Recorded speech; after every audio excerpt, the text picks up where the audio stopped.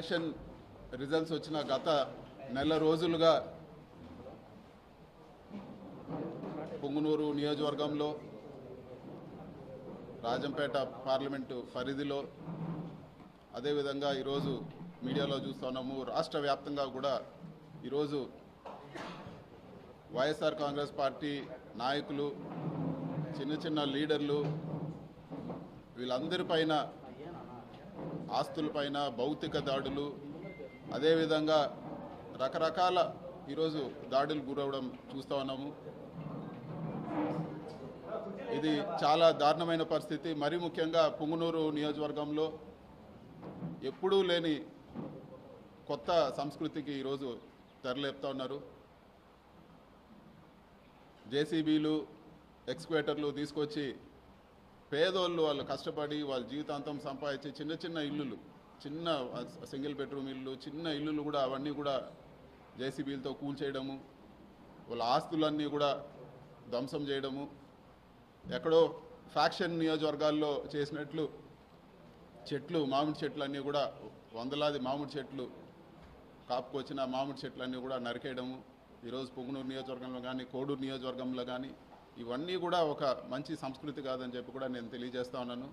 రాజకీయంగా అంటే ఏదైనా రాజకీయాలు ఎలక్షన్లప్పుడు రాజకీయంగా కొట్లాడలే కానీ చిన్న చిన్న వాళ్ళపైన వచ్చి వాళ్ళ ఆస్తులపైన ఈరోజు వాళ్ళ కుటుంబ సభ్యులపైన వాళ్ళ వెహికల్స్ కానీ లేకపోతే ఇంకా కూడా దారుణమైన విషయం ఏమంటే పుంగనూరు నియోజకవర్గంలో పేదవాళ్ళు ఆవులు మేపుకొని బతికే వాళ్ళు ఆవులు దొంగతనం చేసి తీసుకెళ్ళిపోవడము, కళ్యాణ మండపాలు కూల్చడము, ఈరోజు దారులు ఇవ్వకుండా అడ్డగించడం, ఇన్ని కూడా ఘోరంగా జరుగుతూ ఉన్నాయి. వీటన్నిటిని కూడా ఈరోజు పరామర్శించడానికి పోదామంటే కూడా ఈరోజు పోలీసులపైన ఒత్తిడి తీసుకొచ్చి హౌస్ అరెస్ట్ చేయడం జరిగింది. ఒక ఎంపీగా నా నియోజకవర్గంలో తిరగడానికి కూడా ఈరోజు నా నియోజకవర్గ ప్రజల్ని కలవడానికి కూడా ఈరోజు రెస్ట్రిక్షన్స్ పెట్టి తిరగనీయకుండా, ఇది వరకు షెడ్యూల్ పెట్టుకుంటే పోలీసు వారు ఇంకొన్ని రోజులు పోనీయండి సార్, ఎలక్షన్ అయింది ఇప్పుడే కొన్ని రోజులు పోనీయండి అని, మరి ఈరోజు కూడా హౌస్ అరెస్ట్ చేసి ఆపాల్సిన అవసరం ఏముందని చెప్పి కూడా నేను అడుగుతా ఉన్నాను. ఖచ్చితంగా ఇవన్నీ కూడా స్పీకర్ దృష్టికి కూడా తీసుకుపోతాము. ఇవన్నీ కూడా నా కాన్స్టిట్యూషనల్ రైట్. ఒక ఎంపీగా నేను ప్రతి గడప, ప్రతి కార్యకర్త, ప్రతి నా దగ్గరకు వచ్చే ప్రతి ఒక్కరిని కూడా కలిసే అధికారం ఉంది. ఈ విధంగా చేయడం సరైన పద్ధతి కాదని చెప్పి కూడా నేను తెలియజేస్తా ఉన్నాను.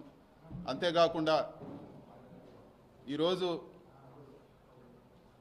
సీట్లు తక్కువ వచ్చిండొచ్చేమో కానీ 40% మంది ఈరోజు రాష్ట్రంలో 40% మంది వైఎస్ఆర్సీపీకి ఓటేశారు. అంటే ఈ 40% మందిని రాష్ట్రం నుంచి పంపించేస్తారా? ఈ 40% మంది ఓటేసిన వాళ్ళందరిపైన మీరు దాడులు చేస్తారని చెప్పి కూడా నేను అడుగుతాను. ఇది సరైన పద్ధతి కాదు, ఇది సరైన పద్ధతి కాదు. ఇలాంటి దాడులు, ఇలాంటి చర్యలు మంచి పద్ధతి కాదని చెప్పి కూడా నేను తెలియజేస్తున్నాను. అధికారము ఎప్పుడు కూడా ఎవరు కూడా శాశ్వతం కాదు. రాష్ట్రంలో ఎన్నోసార్లు పార్టీలు వచ్చినాయి పోయినాయి కానీ ఇలాంటి సంస్కృతి రాష్ట్ర వ్యాప్తంగా ఇది ఒక కొత్త ఒరవడికి తెరలేపారు. ఇది మంచి పద్ధతి కాదని చెప్పి కూడా నేను తెలియజేస్తున్నాను. ఖచ్చితంగా క్యాడర్కు, వైఎస్ఆర్సీపీ నాయకులు అందరూ కూడా చెప్పేది ఏమంటే ఖచ్చితంగా ఈ ప్రతి ఒక్క కార్యకర్తకు అండగా ఉంటాము. సాయశక్తుల ఏ ఇబ్బంది వచ్చినా కూడా ప్రతి ఒక్కరు కూడా అండగా ఉంటామని చెప్పి కూడా ఈరోజు మీడియా ముఖంగా నేను తెలియజేస్తున్నాను. ఈరోజు ప్రోగ్రామ్కి మీరు వెళ్ళడానికి లేదు, మిమ్మల్ని ఈరోజు ఇక్కడే హౌస్ అరెస్ట్ చేయాల్సి వస్తూ ఉంది. మీరు మళ్ళీ కూడా మాకు ఇన్ఫామ్ చేయండి, మళ్ళీ కూడా మేము ఇది చేస్తామని చెప్పి ఇదివరకే నేను ఇన్ఫామ్ చేసే వచ్చాను, మళ్ళీ ఎందుకు చేశారని చెప్పి కూడా నేను అడగడం జరిగింది. విత్ ప్రొటెస్ట్ కూడా సైన్ చేసి ఇవ్వడం జరిగింది. కేవలం ప్రజలకు దూరం చేయలేని కక్షతో ఈ విధంగా వ్యవహరిస్తున్నారు అనుకోవచ్చారు.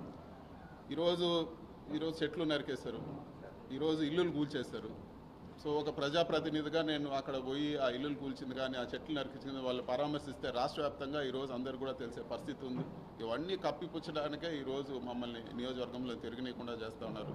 ఇంకా అదేవిధంగా ఈరోజు ఎంపీటీసీలు, అదేవిధంగా మిగతా ఉండే సర్పంచులు కానీ ప్రజాప్రతినిధులు, చిన్న చిన్న ప్రజాప్రతినిధులు అందరినీ కూడా బెదిరించి పార్టీ మారమనో లేకపోతే వాళ్ళని ఒత్తిడి చేసో లేకపోతే రిజైన్ చేయమనో రకరకాలు ఇవన్నీ చేస్తూ ఉన్నారు.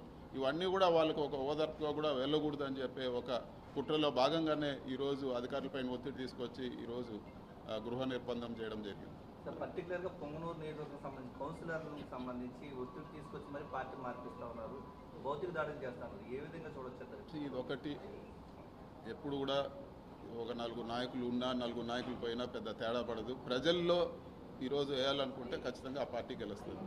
సో వీళ్ళు అనుకున్నట్లు ఏదో ఒక 4గురిని ఒత్తిడి చేసో, ప్రలోభాలు పెట్టో, బెదిరించో 4గురిని పార్టీ మార్చినంత మాత్రాన ఒరిగేది ఏం లేదు.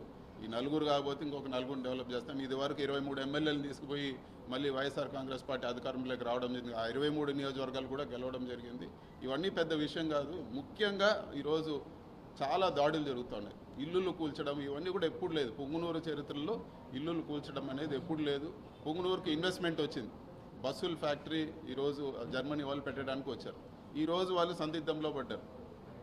పొంగునూరుకు నష్టమా లాభమా ప్రజలు ఆలోచించుకోవాలని చెప్పి కూడా నేను కోరుతున్నాను. ఇన్ని గొడవలు జరుగుతూ ఉండి ఫ్యాక్టరీ వెళ్ళిపోతే ఇంకెవరైనా పెట్టుబడులు పెడతారా పొంగునూరులో? ఈరోజు వాళ్ళు వచ్చి శంకుస్థాపనకు వచ్చి పూజ చేసి అన్నీ పోయి ఈరోజు వాళ్ళు ఒక సందిగ్ధంలో పడ్డారంటే ఈరోజు ఎంత దారుణంగా ఉందో పరిస్థితి అర్థం చేసుకోవాలని చెప్పి కూడా నేను తెలియజేస్తాను.